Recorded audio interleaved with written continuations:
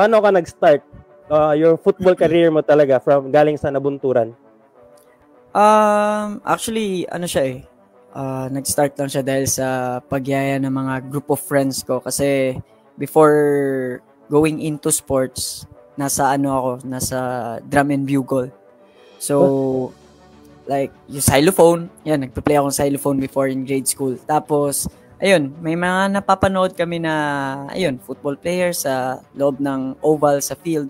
So, sabi namin sa mga friends ko na, ba't di tayo mag-tryout ganyan sa school team before. So, ayun, hinanap namin yung coach ng team, tapos nagpaalam kami if pwede sumali, ganun. Kasi pag sa public school ka before, wala nang tryout. Kung sino yung interesado sumali, automatic yan, di ba? So, yeah. So, gusto ko lang din i-mention yun yung pinaka-first ko na football coach, si Sir Edison Bautista. And up to now, tumutulong pa rin siya sa football ng Nabunturan. Ayun, meron siyang malaking role in developing football still hanggang sa present time. So, siya yung simula, nagturo sa akin sa basic, tapos nagbigay sa akin ng exposure sa mga tournaments before sa province. So, andyan yung mga district meet, ano pa ba? Yung pinakauna yung sports fest, mga ganyan, tapos provincial meet, Dabra, and so on. So, Coach, during your younger years, ano yung parang challenge mo ba sa football player na nag-start talaga sa bata? Anong age ka pala nun, Coach? Nag-start ako around 10 years old. Actually, late na siya for a young football player. 10 years old, Coach, ano yung challenges doon sa part mo? First of all, physically, no? Hindi naman ako ganun katangkad. I think I was not built for football before kasi syempre yung mga nauna sa akin mas malaki, mas aggressive, and I'm still learning the basics. So, isa yun sa challenging na part kasi once na nakalaro mo yung mga kuya or kahit ka-age mo but they are bigger, parang lagi tayong lugi, umaga. Kasi nung time na yon, it's more on the physical aspect kasi pag sinabi mong football, you have to be ready with the contacts, yung mga ganon. Kasi, alam mo yung nag-evolve pala yung football sa province. So, nabutan ko yung super hard talaga na football before. Yung, kung sa Bisaya pa, yung binigtiay ba? Tinuod na. Yeah. Until now man siguro na po na dire mo nang dagan kayo na mga tournaments ba nga gubot, sinumbaga medyo gidabutang lang normal lang daw diri sa tua ba. Yes. But which is dili biagid na normal no kay football betong kadulaon. Tama. And then kato, Coach, so sa imong younger years atong i-relate ni karon sa padulongay na palarong pambansa, sa imong pinaka highest level ba sa local scene? Yes, local scene. Yes. Okay, so sa local scene sa grade school or high school days, ang pinaka taas na ko na abtan ang palarong pambansa. And nana ko sa FEU ato nga time. It was my first and last actually. Ano ako noon, fourth year high school bago pa mag K-12. So yun din yung time na sumali kami sa what do you call that? Yung parang qualifiers sa NCR. So may ayun, ano ba yung unang tournament? Nakalimutan ko na. Parang district meet, tapos may city meet. Tapos yun. Luckily no, nag-qualify kami from the start hanggang sa palaro. It was an unbeaten run. So wow. Napakaganda ng season namin noon sa palarong pambansa. Kasi teammate ko pa sila Arnel Amita noon. Yung core talaga namin from the start with FEU. So, yun pa rin yung nakasama ko sa palaro. And, yeah. Actually, maganda yung kwento nung sa palaro eh. Kasi maraming nag-underestimate sa amin kasi nga NCR ganun, tas maliliit. So, yun yung sila Van Ray, yung kasama mo that time. Sila Van Ray, sila Alex. Yeah, sila Van Ray, Alex Rayos, Menzi Brothers. Wala pala si Odi lang, si Odi. Si Alandel ba? Andun na siya? Baguio? Alandel? Si Alan, hindi na siya nakasama dun sa palaro namin. Pero senior namin siya. So, from Nabunturan, na-pick up ka sa FEU for high school. Tama? Hindi ko siya masasabi na scout ako or what. Kasi actually yung na-scout talaga sila Arnel Amita Kumbaga, nakisama na lang ako sa kanila pagpunta dito sa Manila. Kasi, ayun na nga, parang nirecommend ako, may isa pang player dito, gusto mag-tryout, ganyan. Tryout talaga? Tryout lang, oo. Yung tapos, nangyari? Yes. And actually, nasabi ko na to sa mga vlogs ko before. Kasi, nagbakasakali lang, no? And nung time na yun, for sure familiar ka naman kay Master Kim. Nung time na yun, first time din ni Master Kim makapunta ng Philippines. And ayun, yung style kasi ni Master Kim parang military style, old school. Nung nag-try out ako, kami ni Arnel Amita or si Nano, yung isa sa mga pinakamalaki talaga sa team. It's the opposite. Yung pinakamaliit na player sa group. So sila Nano, sure na sila nakuha kasi na-scout talaga sila, and ako nag-try out lang. And after nung tryout, actually hindi talaga ako tinanggap ni Master Kim kasi sabi niya na paano maging part yan ng team, hindi nga ganyan kabilis, parang mahina nga sumipa, ganyan. Pero good thing, binigyan ako ng chance, tinulungan ako ni Vincent Santos, si Coach Vince, na bigyan ako ng probationary period for 1 year. So yung deal doon is pag hindi ako nag-improve, ikakat nila ako sa after ng school year. So syempre, siguro ako na sanay, no? Don't take things for granted. So, kumbaga, nung binigay yung opportunity na yun, pinagtrabahoan ko talaga. In a span of 1 year, alam mo yung doble kayo. In football, you train in the morning, you train in the free time, before sa afternoon session, and after. So, parang ganun yung peg. So, sobrang pressure ka nun. Oo, sobrang pressure. Pero, late ko na nalaman na yun pala yung deal kasi yung parents ko lang din yung nakakaalam. So, nung pina-feel nila sa akin na kasama ako kasama na ako sa team, parang yung normal lang na parang natanggap ka sa tryout pero hindi ko alam yung sitwasyon. So, ayun, nung nakapasok ako, parang nagtrabaho lang ako, nag-train kasi syempre ang tataas ng level ng mga kasama ko. Nakikita ko sila na pag naglalaro, sabi ko, grabe, ang bibilis. Tapos ang ganda ng mga touches, yung mga passes. Sabi ko, wow.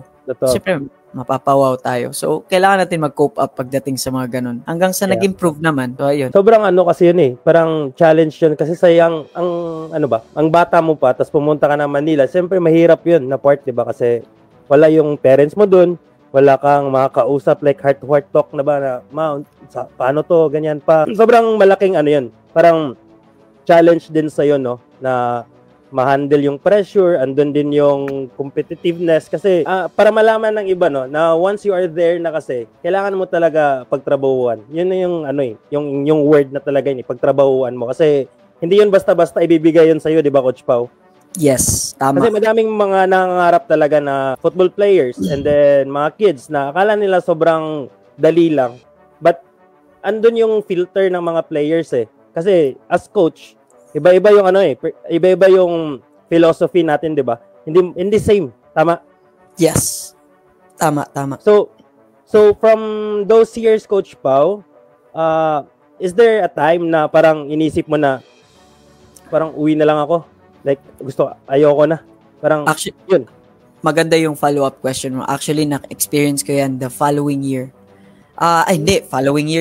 Following months after nung tinanggap ako. Actually, after 2 or 3 months, parang, nasa class kami. Tapos bigla akong lumabas ng classroom. Parang, naging, parang may pumasok agad na stress or depression sa isip ko na parang ayoko na. Kasi yung pressure ng training, iba kasi talaga di ako nakakasabay. Lalo na sa way ni Master Kim magturo before. Yung old school, napaka-strict, ganyan. Never ko na-experience sa sigawan. Yan, murahin ka in Korean language. Duruin, yung mga ganun. Hindi ko kasi yan na-experience before. So, parang isa yun sa nag-trigger ng depression. So, one day, tumawag ako sa papa ko. Sabi ko, pa, gusto ko nung di ko na kaya. Siguro nasa mga first 2 or 3 months pa ako nun. Tapos, ayun. Instead of tanggapin agad ni papa yung sinabi ko na sige, uwi ka na, ganyan. Siya yung nag-push sa akin na, Pao, try mo muna tiisin for another month, ganyan. Push mo muna sarili mo kasi baka nag-a-adjust ka pa. So, sabi ko, sige. Parang napaiyak din ako nun. Napaiyak ako kasi, syempre, first time mong mapalayo sa parents for how many months? Or even a year. A year in a young age. So, yung pagiging independent nun, challenging siya for a first-timer. So, ayun, naka-experience ako ng depression hanggang sa na overcome ko siya. Kasi mas naging close na ako sa mga teammates ko kasi nung time na yun with FEU, nasa kami, kanya-kanyang environment or culture kasi yung iba from Iloilo, Cotabato, Davao de Oro, Baguio. So iba yung culture na nakasanayan hanggang sa parang alam mo yun, naging one na kami. Kasi pinag-aaralan pa namin yung character, attitude ng isa't isa. At first, sa first 5 months, 6 months, ayun, may mga conflict within the team. But after that, ang kinagandahan lang, mabilis na buo yung chemistry na I think yun yung mga napansin ng ibang teams for the following years with FEU. So, ayun.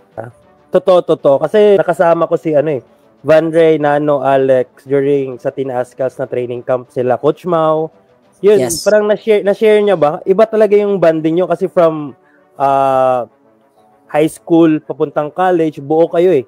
Yun yung pinagkaiba talaga. Sobrang na-amaze kami na mga bata pupunta sa isang university from different provinces. Tapos sinishare niya kung paano daw si Master Kim mag-handle. Siyempre, as Filipino footballer na, parang masashock ka ba na, ganyan pala yung treatment, ganyan. Pero, dahil doon sa mga, let's say, pagdidisiplin niya sa inyo, yun yung nagre-reflect, yun yung lumabas kung ano kayo, kung ano yung naging part nyo sa football history. Diba? Kasi, without Master Kim, masabi ko talaga na iba yung FEU dati. No? Yun yung madami kasi akong naririnig na iba daw yung FEU dati ngayon. Siyempre, iba't iba naman kasi yung coaches, but nagbigay kayo ng parang legacy ba? Or nagbigay kayo ng footprint sa Philippine football sa group nyo?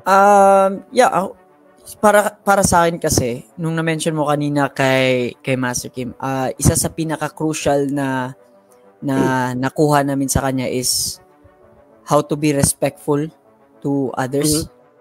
And yung values na tinuro niya, natutunan namin from his methods. Ayun. Parang kasi, you have to be attentive in a way na kailangan naming i-adapt yung Korean way before. At a young age, gusto niya mag-act as professionals na kami, like wow.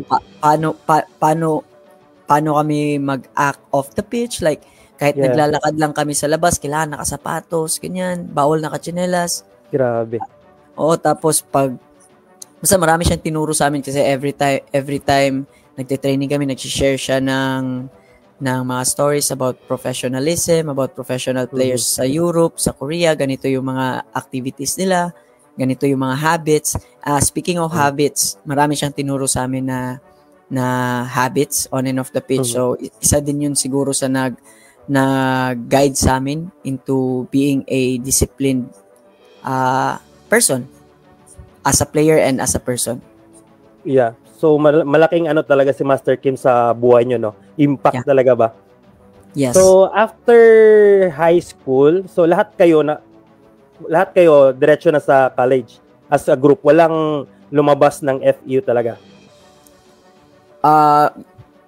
Yes. Actually, yung group namin, nung nag-graduate na yung first batch, sila Alandel Domequias, yung first batch sila Eric Giganto, pumunta na sila sa men's. Then the following year, kami naman yung pumasok. So, ayun, intact pa rin yung group. Tas nadagdagan.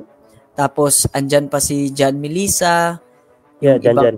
Yes, tapos yung ibang seniors namin. So, ayun, isang na-boost din yung group kasi mas nadagdagan din na magagaling na players. Just like John Melissa up to now, napaka-batak.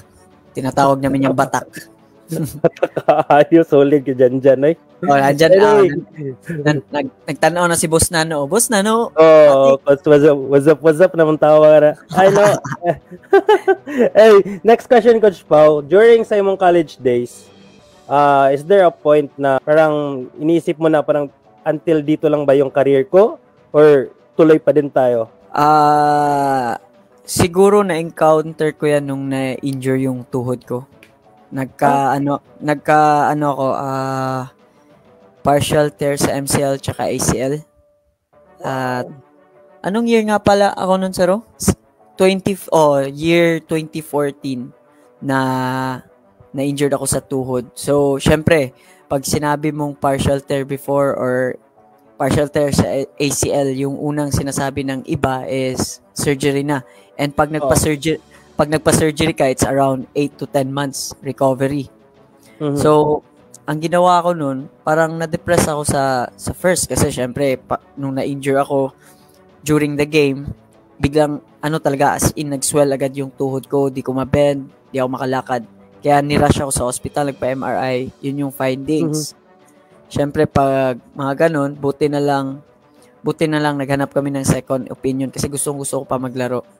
Tapos may nagsuggest ng PRP therapy. Yung stem cell, kukunin sa dugo natin tapos ibabalik siya sa ligament ng tuhod.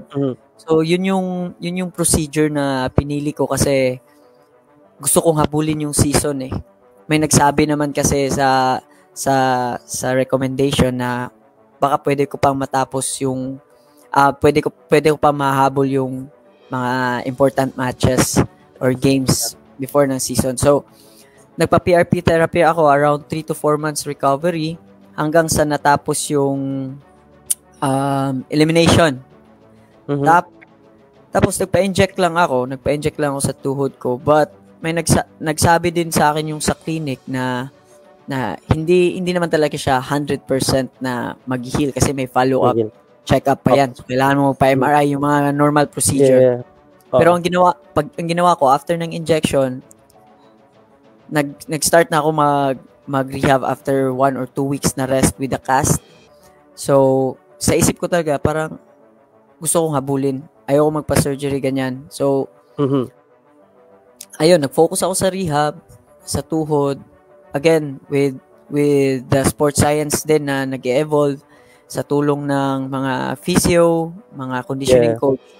Ayun, napabilis naman yung recovery ko hanggang sa nakahabol ako sa last game ng elimination, semis, tapos finals. Yun yung nag-champion kayo? Yes, yun yung time na yung goal, yung winning goal ko against Lasal. Yun yung time na na-injure ako. So, parang lang siya, unexpected na event na na-injure pero di ko akalain na aabot pala ako sa ganun. Actually, it's more on with the dedication, no?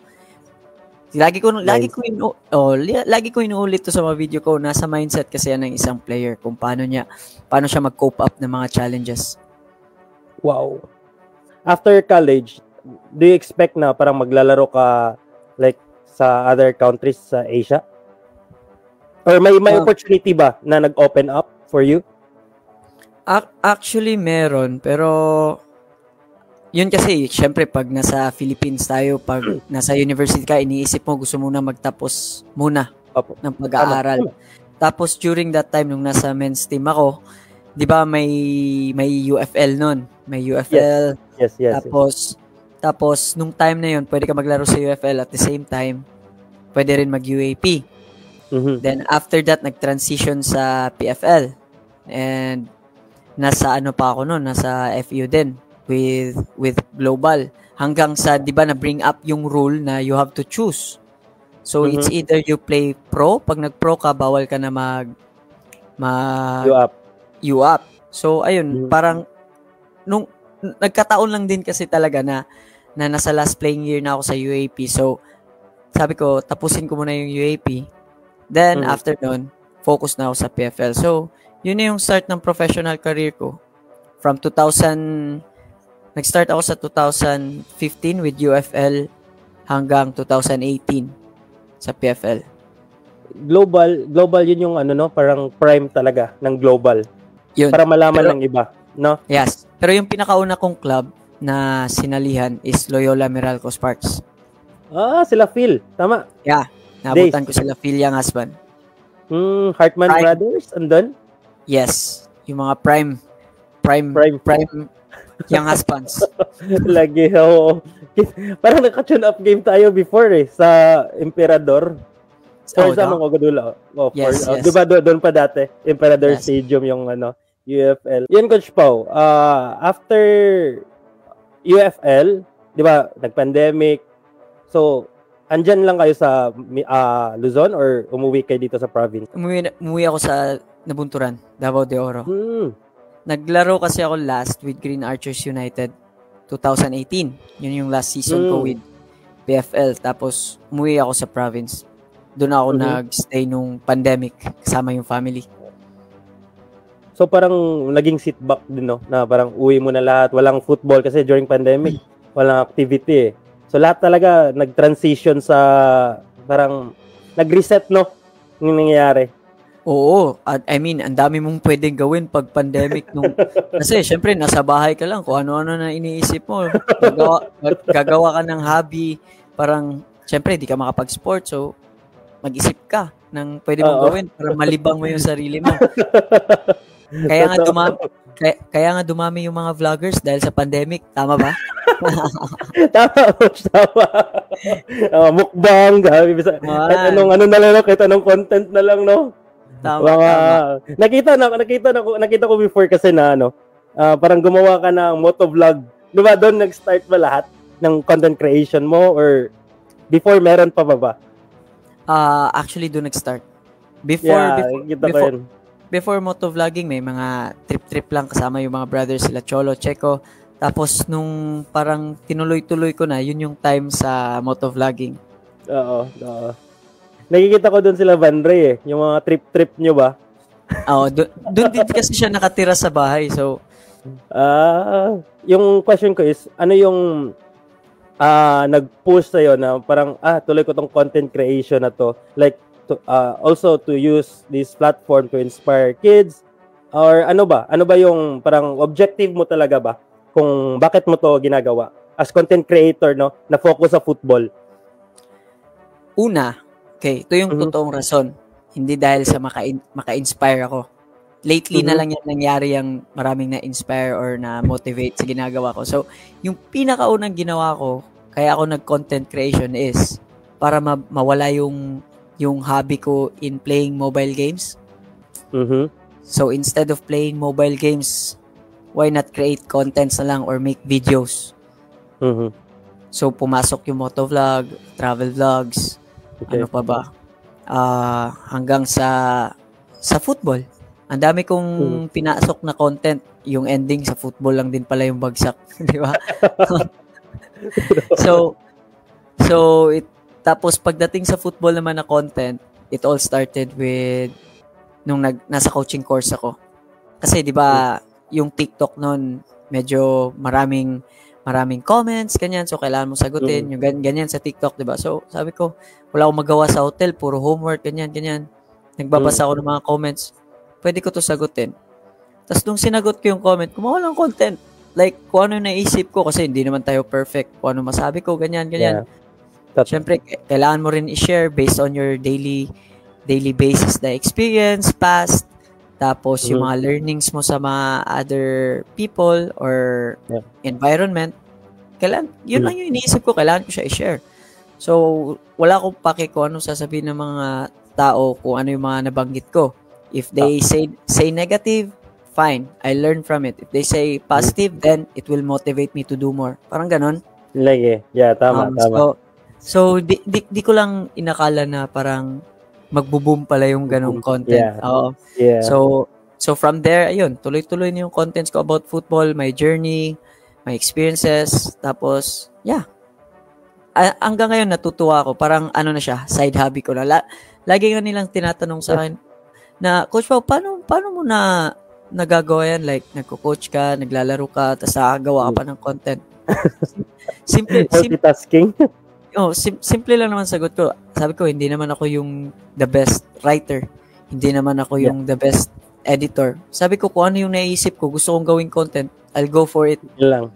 Yeah. Oo. Kasi at the end of the day, kung content creator ka, manonood yung may gusto manood. Yung hindi manood, hindi ipa-play yung video mo. Yes. But still, there are people looking up to you because of what you do. Ng ganon. Yes, diba? Tama. Yes, tama. Kasi may nag-message sa akin na Coach Nash, pwede ako pa-follow back. Ganyan. Tapos share mo din sa mga friends mo, ganyan. Yung reply ko sa kanya like first of all, maganda yung tao talaga yung magpa-follow sa iyo kasi may may kabuluhan or influence. Yes, or may may makukuha yung tao sa iyo sa paggagawa mo ng content. So, siya, valuable contents, no? Yung may matutunan ka or hindi lang basta-basta lang na content. So, sabi niya, sige Coach Nash, gawin ko 'yan. So, start ka muna, build ka muna ng ng content mo, kung ano talaga yung gusto mo ba. Kasi mahirap yung gagawa ka ng content, di ba? Parang ayaw mo pala yon kasi gusto mo lang for views, gusto mo lang for followers, gusto mo lang income. Hindi kasi ganun di ba? Yes. And then, Coach Pao, balik tayo sa pandemic time. Kasi walang football, syempre walang tournaments. Pero after pandemic, nag-open na again, so balik sa football. So, paano ka nabalik ulit sa professional scene? Actually, let's start from the beginning nung bumalik na yung football. Syempre nung bumalik na, medyo maluwag-luwag na. Syempre nag-start muna ako sa province, like yung mga 7-a-side tournaments, nearby area, Tagum City, Davao City, together with friends. Tapos, yun, yung regular basis lang na gawain ng isang player na nasa province na magte-training ka sa hapon, every after ng school. Kasi, di ba, nung bumalik na yung school nun, every afternoon, after classes. Tapos, ayun, pag may tournament, kasama yung mga barkada, uy, sali tayo or mag-entry tayo ng team, yung mga ganun. Tapos, actually, hindi na ako ganun ka-dedicated talaga, like, just for fun na lang. Just for fun. So habang naglalaro ako, parang for the sake na papawis lang, makalaro ulit ng football, pero yung mindset na parang I'll push for ganun, wala.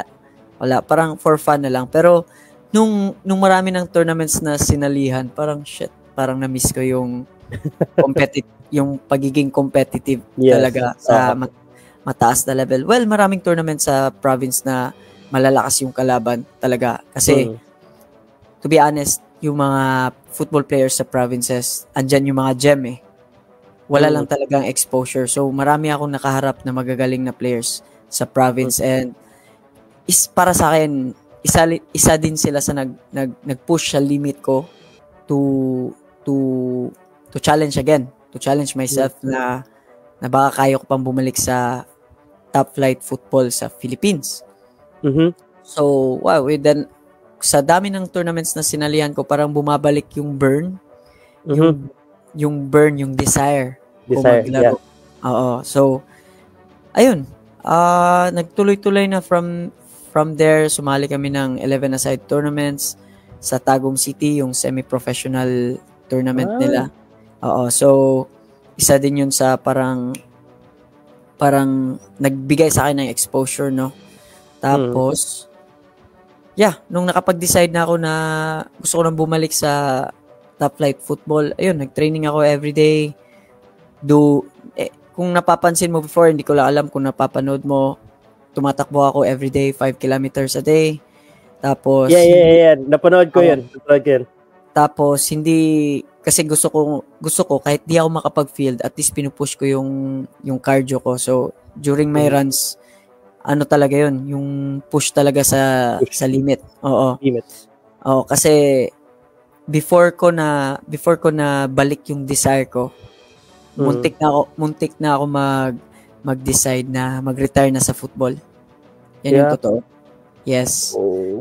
Tapos, actually before magpo-post na dapat ako sa profile ko na parang I'll hang my boots na. Parang ganun. Tapos ayun, syempre with humingi ako ng advice sa wife ko, si Sarah. Sabi ko, Saru kasi yung nickname niya. Sabi ko, Saru, gusto ko na mag-retire, wala na kasi akong gana. Parang ganun. Tapos sabi niya, wag, pag-isipan mo muna. Huwag ka muna mag-post. Ready na ako mag-post Andyan na yung mga sinabi ko. Tapos, sige, pag-isipan mo na. Ayun. Tapos, go back from the start. Ayun, sumali ako ng mga tournaments, 7-a-side. Tapos bumalik yung desire. Tapos, bumalik ako ng Manila, not to try out at first, kundi kumuha nung coaching license. Si diploma. Yes, si diploma. Bumalik ako dito kasi nga, yun lang yung purpose ko. Kasi sabi ko, kung hindi ako pagpalain sa paglalaro, why not do coaching? Yes. Tama, di ba? Okay. Yes, tama. So, kailangan ko ng license. Pumunta ako dito sa Manila kasi dito yung schedule. Siyempre, humingi tayo ng mga sponsors, ganyan, kasi di ko naman kaya financially alone. So, nagpatulong ako, lumipad ako dito. Tapos, may narinig ako na rumors, siyempre. Alam mo, mga marites tayo. Marites tayo eh. Tapos sabi, babalik daw yung Davao. Sabi, uy, Davao? Oh. Okay, yun ah. Tapos, nagtatanong-tanong ako, ganyan-ganyan. Hindi ko akalain na andun pala yung coach ng Davao sa course. Siyempre, kinausap ko siya, si Coach Aber, kinausap ko siya, Coach, babalik ba yung Davao? Sabi niya, yes. Coach, pwede ba ako mag-try out? Ganyan. During the course yun break time. Sabi niya, sige, baka ganitong date, ganyan. Tapos yun, nag-try out ako sa Davao, na nakuha. Tapos yun na yung Copa Run. Di ko akalain na ganun yung run. Ganun yung run, ganun yung performance ko sa Copa. Alam mo yung parang, hindi naman na super gigil talaga maglaro. Parang ini-enjoy lang yung moment. Yes. Nabigyan ulit kasi ng spotlight nabigyan ng chance. So parang, yun na yung breaking point na it's either you pursue or you go back. Parang, syempre, balik tayo ulit sa lagi kong sinasabi with the dedication, right mindset, pagiging discipline, doon tayo napunta sa pag-pursue sa career. So, syempre, hindi naman natin pwedeng pabayaan hanggat sa kaya pa. Sabi ko nga sa sarili ko, hanggat kaya ko pa tumakbo, sumipa, yan, tuloy-tuloy lang. Totoo. Tapos Coach Pao, regarding sa pagkuha mo ng C-License Diploma, mahirap ba? Para malaman din ng mga viewers natin, kung ano ba yung i-expect nila. Kasi for sure, madaming gustong kumuha or parang nagdadalawang isip, na kukuha ng C-Diploma, ganyan.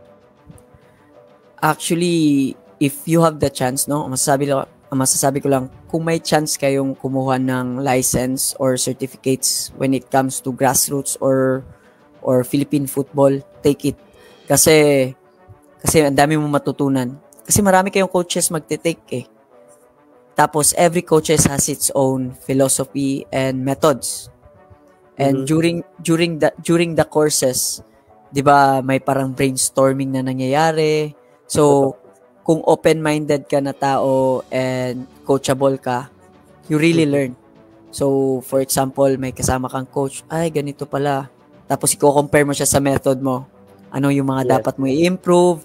Kung idadagdag mo ba to, ano yung magiging effect? So, if you have the chance, take the course. Kasi, ikaw yung magbe-benefit in the long run. Yeah, totoo. And then, I have a question, Coach Pao. Kasi, di ba naging part ka ng ASCALs dati? Right? Yes. As a football coach na may na-achieve before, and then as a football coach na may nakuwang certificate or education, ano yung masasabi mong pinagkaiba ng experience versus education talaga related to football coaching? Related to football coaching. Let's say, education is also a good side. Kasi syempre, let's say na the details are very important, especially pag nilalatag natin siya sa mga players or pag sinishare natin siya. And pagdating naman sa experience, yung pag-demo, pag-demo is very important. Kasi when you share it with the players, with the details or with the training that you want, at the same time pag nade-demo mo siya, parang mas maging attentive sila. Gets mo yun? Kasi parang kasi with your actions as well, meron silang matutunan. Ganun pala yung proper form. Also, hindi naman sa hindi rin yun kayang gawin ng yung sa education lang na side. They can still do that, but ang kinagandahan lang kasi doon with the mix with experience and education as well, mas mapadali natin yung execution sa drills natin. If nagets mo yung point ko, kasi with experience, pag nasa labas ka ng field, let's say yung sinasabi natin na street smart, parang ganun siya eh. So may mga details na kayang i-explain ng sa education lang na side na hindi naman kayang ibigay sa experience player. Yes. Pero vice versa, may mga details naman na kayang ibigay ng experienced players na hindi naman enough na mabigay sa, alam mo yun, sa education. Yes, tama. Nakuha ko yung point, coach. Yes, so yeah, for me wala namang problema sa akin sa dalawa. Hindi ko naman siya pwedeng i-down yung isa kasi actually may upside pareho eh. Totoo. Ang importante lang kasi talaga dyan is how you teach the players. How you handle the players, ganon. Paano mo ma-achieve yung objectives ng session mo, yung ganon.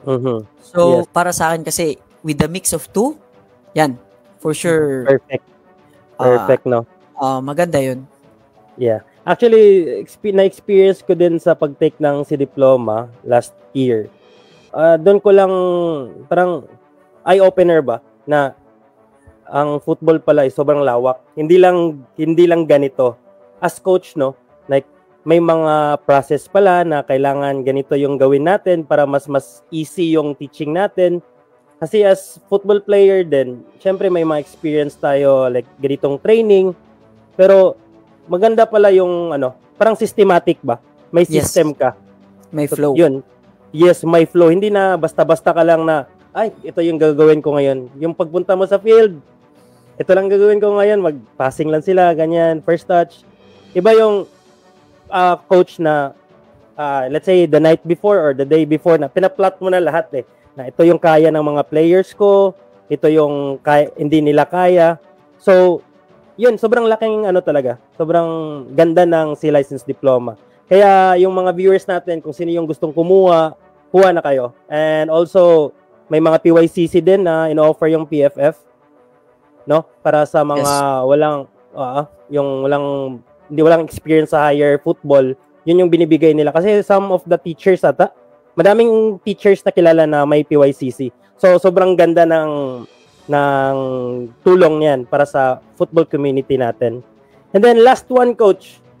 May gusto kong itanong talaga na question related to coaching din. May plans ka na to take, let's say higher, let's say B and A soon? Yes, before ko yan sagutin, gusto ko lang shout out si Captain Menzi Odi ng Kaya. Shout out. So, Menzi. Yes, regarding sa pag-progress ng license, nasa plans yan. Nasa plans yan as long as, alam mo yung walang conflict sa schedule kasi syempre naglalaro pa tayo, may PFL season na naman after this year. At the same time, syempre nagko-coach pa tayo sa FEO. As long as walang conflict, if may opportunity, yes, magte-take ako ng B. Ano yung mabibigay mo na, let's say, motivational or inspirational message sa ating mga football coach and players? Okay, start ako sa players kasi player pa ako. Ahead, coach. Yes, coach. So, yeah, actually as a player there will always be challenges, no? On and off the pitch. Now, yeah, we have to protect our mental side as well kasi pwede maapektuhan yung performance mo if you have problems outside, but the best thing to do is how you deal with it. Parang ganon. So when you deal with that problem first, you can now focus kung ano yung gusto mong i-improve sa sarili mo as a football player. And also, kung paano ka rin mag-adapt sa team na yung nilalaroan mo. Kasi syempre yung mga coach mo may gustong system, mga ganyan. So, you have to adjust, you have to work hard. Also, you have to learn every day kahit anong level ka na ng football. Hindi naman hindi naman mag-stop dyan yung learning eh. It's a matter of acceptance kasi nagkakamali naman tayo kahit naman yung mga highest level of football teams sa Europe, di ba? Nagkakamali naman sila. Pero, they are still willing to improve and willing to get to the next level. Parang ganun. So, again, just fix your mindset, set a goal, discipline yourself, tapos, enjoy the journey. Day in, day out. Yes. How about sa football coaches, coach? Yung mga insights lang. As a football coaches, yes, you have to be open-minded kasi sabi nga natin, 'di ba, life's an open book. So, meron akong kakwentuhan na coach. Sabi ko, marami tayong nilulook up na mga football coaches, local and foreign, 'di ba? Let's say Pep Guardiola. Yung mga drills ni Pep Guardiola, kaya mo nang i-search sa YouTube. Totoo 'yan, 'di ba? Maraming books, maraming coaches na nag-share ng tactics nila, maraming content creator in Europe, outside the country na nag-share ng mga insights, 'di ba? Yeah, totoo. So, again, as a football coach, you can have your own philosophy, which is good, your methods, which is also good, but hindi masama yung manood ka ng coaches method na nilulook up mo. Like, sabihin natin si Pep Guardiola or sila Mourinho, sino pa yung ibang famous na coaches or managers outside. It's okay to copy their methods, their system, but yung crucial kasi dyan kung paano mo siya i-implement, paano mo siya i-execute, paano mo siya i-introduce sa team mo, paano mo i-start up yung system coming from selecting the players that you want, the playing style of every player na nasa team mo. Again, it's okay if hindi ka pa pulido sa philosophy or methods mo. Try to look up to your favorite managers and try to learn from them. Even in the local scene, ang daming magagaling na coach ngayon dito sa local scene. So, try to learn from them. Kasi lahat naman tayo, hindi naman tayo titigil sa pag-aaral and we're not perfect. Totoo. Coach Pao, gusto ko lang itanong to sa'yo kasi may nag-comment Jason Galareta. Coach Pao, what is the hardest part to be a student athlete nung time mo sa FEU? May magandang question yan parang mapapalaban tayo. Let's say, siguro yung pinaka-hardest part, no, as student athlete, high school days is yung mapalayo ka sa parents mo for a long time. Yung makakauwi ka lang ng ilang days or even weeks, then balik na ulit sa student athlete na scene. Parang nakakabitin. So, sa college naman, ang dami. Kasi, iba na yung schedule iba na yung lifestyle, tsaka routine. Training sa umaga, pasok naman sa midday hanggang hapon. Tapos nagkataon pa na naglalaro na ako sa UFL before. So, it's all about time management. Minsan, hassle pa kasi pag nag-commute ka sa Manila, putya, nung hindi ka pa nakakarating sa pupuntahan mo, parang mandirigma na yung vibes mo Kasi dati drain ka na drain ka na. Hindi ka pa nakakarating. Wala na. Parang pauwi na yung feeling mo. Ayun. Yun yung Jay, sagot ni Coach Pao. Ito. By Mark Agustin Lucero Sumatre. Coach Pao, sino ang pinaka-favorite coach nimo sa imong whole career? Favorite coach sa whole career daw. Ay, grabe ka challenging by. I'd say mag-mention ko duha ka names. Sige. So, mag-mention ako ng dalawang names. Okay. Kasi first is Master Kim. Okay. Kasi siya yung nagdala sa akin sa next level of football. And second is si Coach Vince na nagbigay sa akin ng tiwala, nag-guide on and off the field, na sinabihan niya ako na kung sino man yung kung ano man yung mga challenges ko before, tuloy lang kasi nakitaan talaga ako ng potential ni Coach Vince. Kaya ako nagstay talaga sa FEU na matagal hanggang sa nag-improve. So, dalawa sila na nag-play ng malaking role sa career ko. Ito, si Ma'am, I think Ma'am Junshus Ralph. I think Ma'am or Sir. Medyo na ako sa pangalan niya. So, what was your parents' role on your football career, especially in the beginning? As normal parents, no? As what our normal parents do if ever you have something to do, especially within the sport that you played in, especially with football. Kasi English tong tanong, kailangan natin mag-English, di baling baliktad to. So, I will answer this question in a short sentence. They are very supportive from then up to now. Yun lang. yun no. Gi-English. So yun. Maraming salamat Coach Pao sa time ni mo no. And then last jud, mo na ning pinaka-last na tong question which is ang atong fast talk no. Gusto na ko ni ibutang ni diri sa tong program.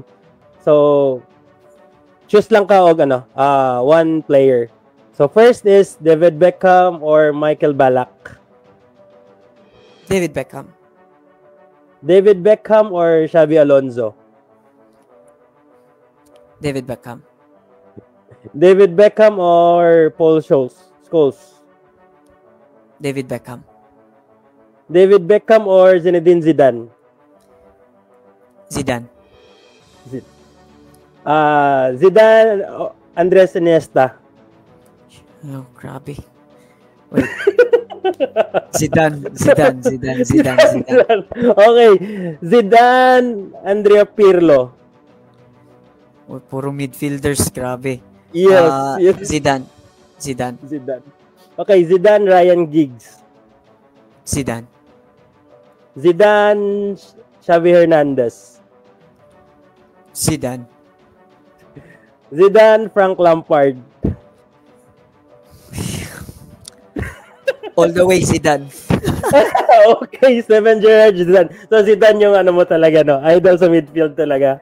Zidane. Okay, Coach Pao, baka may mga gusto kang sabihin before we end this stream or shout out or may mga gusto kang i-announce for our viewers? Wait lang, may gusto akong sagutin sa nag-comment. Okay lang ba? Oh, go. Sige, Coach Pao. If you have you have questions na gusto mong sagutin, go. Go ahead. Ito ha. Itong si Marky kasi ito yung sinabi niya eh. Nasilaw ka kasi nang hingi yung coach nyo ng isang season. Tumaas lang value, nagsilipatan na kayo. Gusto ko lang to sagutin. Gusto ko i-clarify. Okay? Sige, hello, Coach Pao. Go ahead. Marky, andyan ka ba? Okay, for sure andito to nanonood. Hello, Marky. Marky. Sa football world,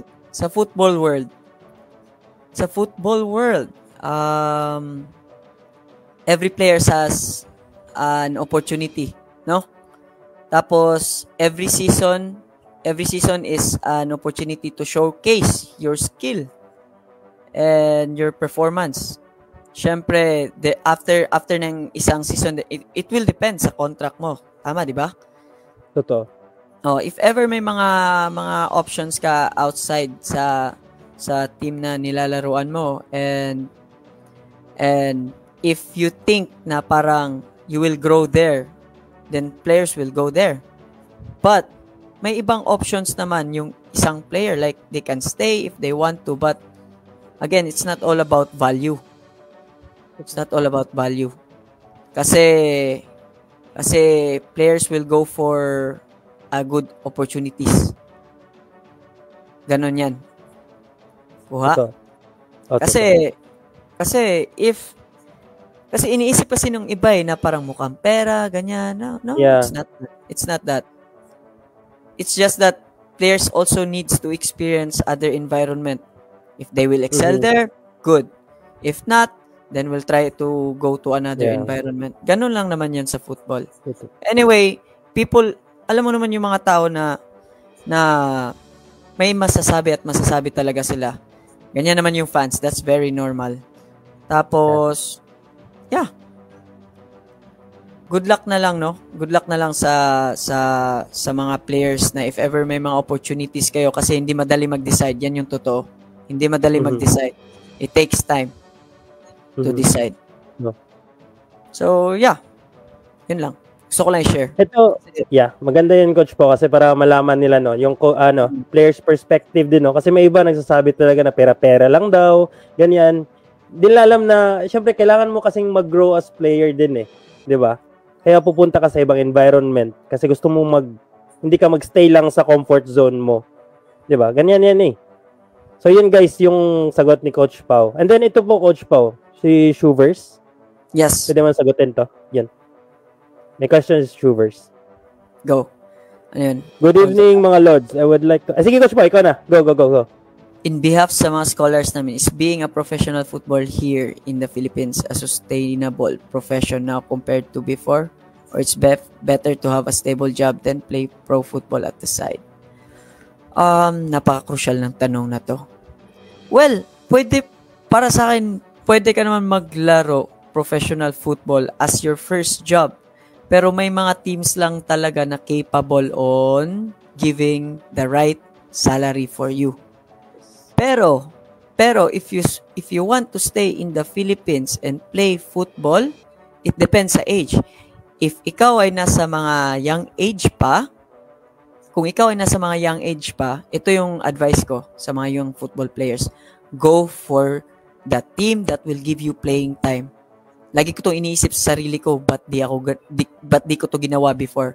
Go for the team that will give you playing time and trust you that that you can help their system. The more playing time that you have, the more exposure that you have. The more the exposure that you have, the more opportunities that will open. So the more opportunities, the more options that you will have in the future. So it's up to you kung saan ka talaga. But again, if you're still young, go for playing time. Huwag kang pumunta sa big teams kung saan uupo ka lang, maglalaro ka lang ng 5 minutes. No chance. You will not grow. Hindi ka mag-grow. Yes, you will learn. You will learn with your quality teammates, strong teammates, pero again, iba yung tinuturo ng exposure with the right playing time. Yeah. Yan. Parang kumbaga, 'di ba, may stepping stone. Huwag tayo Huwag tayo mag-skip. Let's say this. Skip. Ito yung 5 daliri natin. Huwag ka mag-skip. Start with the right playing time. Yeah. Then again, pag may exposure ka na, people will notice you. And once na na-notice ka na ng mga tao and teams, then ayan, pasok na yung mga opportunities, then ikaw na mamimili kung saan ka, kung sino talaga yung mas may tiwala sa'yo. So, ayun. Totoo. So, yun, Coach Pau, may mga gusto ka bang sagutin dito? Kasi madaming questions, Sige, Pili ko lang pala kanina. Go, G. Sige, check natin sa taas. Pili. Sige. Okay. Ito, may mga nagpapa-shoutout sa'yo, Mga Team Pub to for sure, mga Team Pub. Ay, mga solid yan. Yes, solid. Ito, Coach Paulo, paano magiging Philippine team coach? So parang Coach Paulo, paano daw makapasok siguro sa Philippine team? Yun. Paano makapasok sa Philippine team? Paano magiging Philippine team coach? Yun, parang yun yung point niya Paano maging Philippine team player? Parang ganun. Yes, parang ganun. Ang tawag dyan? First of all, yung Philippine teams kasi may scouts yan sila. First of all, you have to perform as like a final in every tournaments na lalaruin mo or every games or even in training kasi you'll never know kung kailan manonood yung scout. So if yan talaga yung goal mo, treat your trainings and games as competitive as you can. I-set mo yung standards mo always at the top. Kasi if goal mo to be in the national team, if may tryouts naman, you can go. But again, may mga scouts, may mga recommendations na pag nakita kita, like for example, itong si John Michael, nakita ko, for example, ako yung scout. Nakita ko si John Michael, uy, pwede to sa national team, pwede ko to i-recommend. So, ganun. Always be aiming for a quality training and games. Parang ganun. Always do your best. Kasi you'll never know kung kailan magbubukas yung opportunity na yan para sa'yo. Totoo, yun. So, expect mo talaga no na may mga mag-scout din talaga sa'yo. So, huwag kayong mahiya, maglaro. Show lang nyo lang, kung ano yung, show nyo na lang yung, kung ano yung, alam nyo ba? Or kung paano kayo maglaro. Just be yourself. So, Yes. ito pa.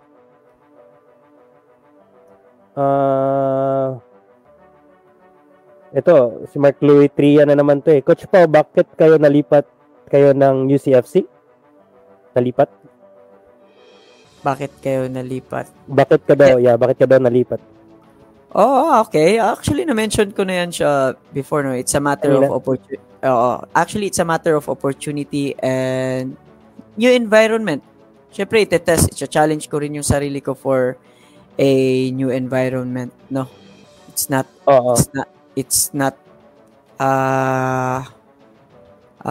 tawag dyan, tamang term.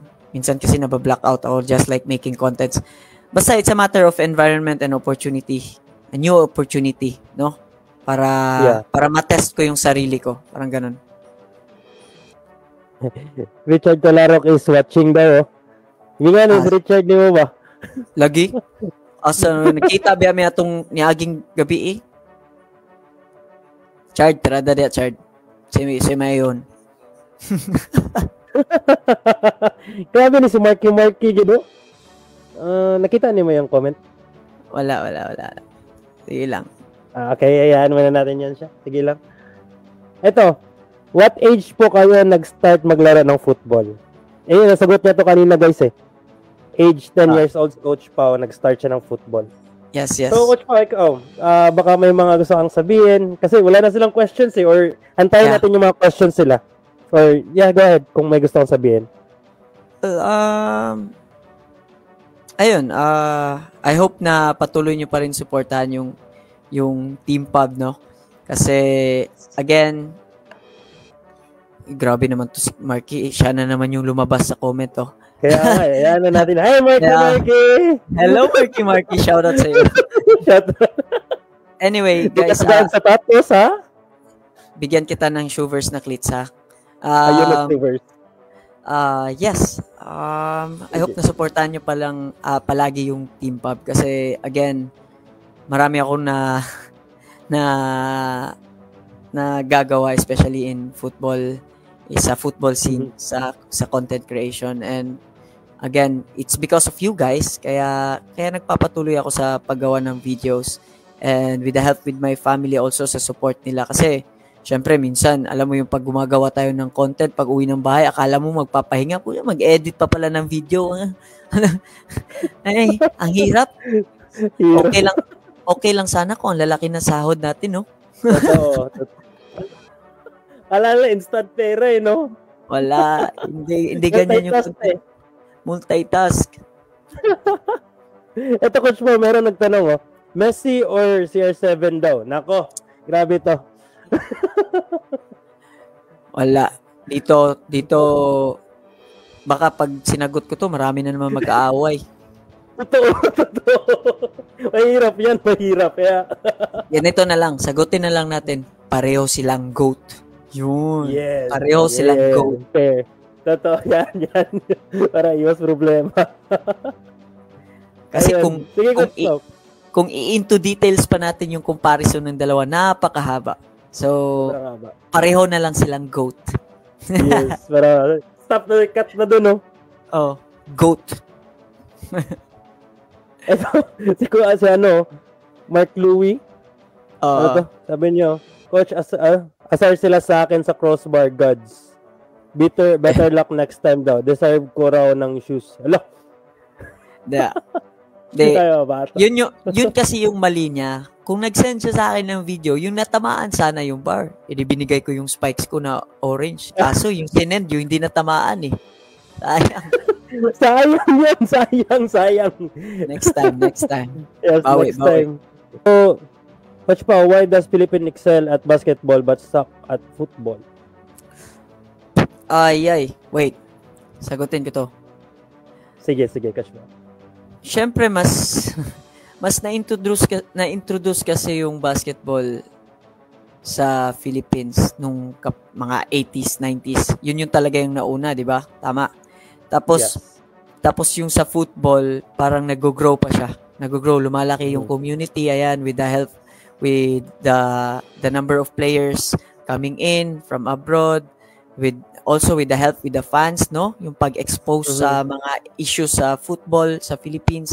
Ayan, at least na-share na ganito pala yung nangyayari sa football. So it's all about helping each other, no, para i-promote yung football. But yet again, I think yung pag-promote ng football these days, syempre with the growing community, parang gumaganda na siya. Yan yung napapansin ko. Kasi syempre, let's say yung mga content creators sa football scene, 'di ba? Dumadami, like mention natin yung mga UE players gumagawa ng content, ganyan. Yes. Tapos yes, may mga ibang, alam mo yung rising din na content creator kasi wow, parang sinishare din nila yung experience nila sa football journey nila. Kaya again, andito naman tayo lahat sa Philippines para tulungan i-promote yung sport. And I think yung term na suck is not the right word. Hindi. Nagko-cope up pa lang tayo sa neighbor countries natin, and I think for sure in the future mag-excel tayo, especially in the ASEAN side. Pag na-dominate na natin yung ASEAN side, and I think pagdating sa Asian, kaya natin maipag-compete. Talunin muna natin yung Thailand tsaka Vietnam, then go na tayo dyan. Yes, yan. Tulungan natin yung Philippine football, syempre. Oo. Ayun, Coach Coach Pub, ex-coach, what's up? Nano. Uy, nag-vlog na si Nano. No, pag-vlog to sub, no. Ay, Shuvers, hi. Shoutout to Shuvers, ay. Yeah, thank you, sir. Eto, may question. Sino mas matulin tumakbo, ikaw or si Coach Corimao? Sino mas matulin? Si Corimao. Grabe yan tumakbo. Share ko lang sa inyo. High school days namin, during lunchtime, lumalabas ng school yan. Nagja-jogging yan around 5 to 6 kilometers, pumupunta ng Commonwealth, from FEU Diliman to Pure Gold Commonwealth para lang magpapawis, tas babalik. Pasok ulit. Grabe. Condition talaga, no? Ganyan, si Manny Pacquiao ng football. Di ba hindi siya umiinom ng soft drinks, ganyan? Di ba hindi? Hindi. Flavored beer na lang. Flavored beer na lang. Coach Mau. Gibuko ka, Coach Mau. Flavored beer na lang daw siya. Ito, Coach Mau, may tanong si Franco, captain ng Mendiola dati. Anong team nyo sa Euro at Copa America? Sa Euro, kaso natalo Belgium ako dapat sa Euro, pero sa Copa, Argentina. Yeah. Ako, Spain ako sa Euro, then Copa, Argentina din. Eto, may question again si Shuvers. Ikaw na lang Coach Pau. Sige. Coach, if given a chance, ano ang babaguhin or changes na gawin nyo for Philippine football to improve our players when it comes to skill and quality? With regards sa question, let's go back to grassroots. Doon tayo mag-set ng standards when it comes to quality or skills.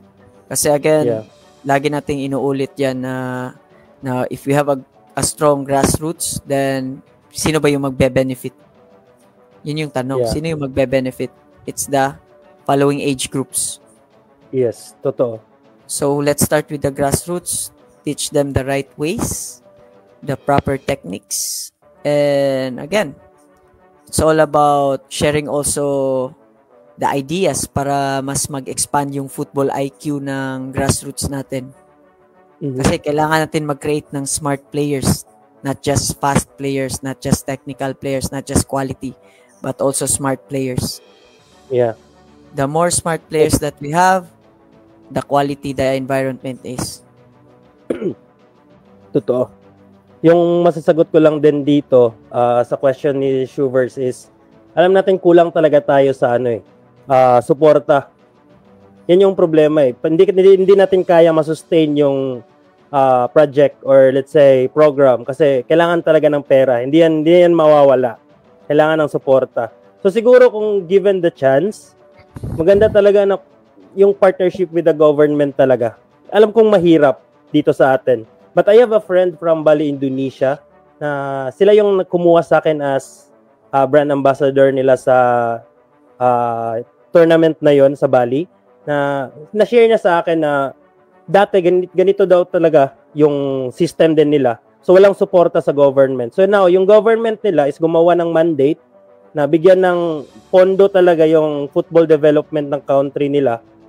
With that support sa government nila, masusustain na nila yung yung program nila. At also with the support of the government, syempre papasok na yung football education kasi kung andun din yung football education din talaga, lalo na sa grassroots natin. Kung same yung idea or same yung philosophy natin na tinuturo sa grassroots, pagpunta niyan sa national team or sa higher stage, hindi na sila babalik sa basic ba? 'Di ba? Nakuha mo, Coach Pao. Like, yes.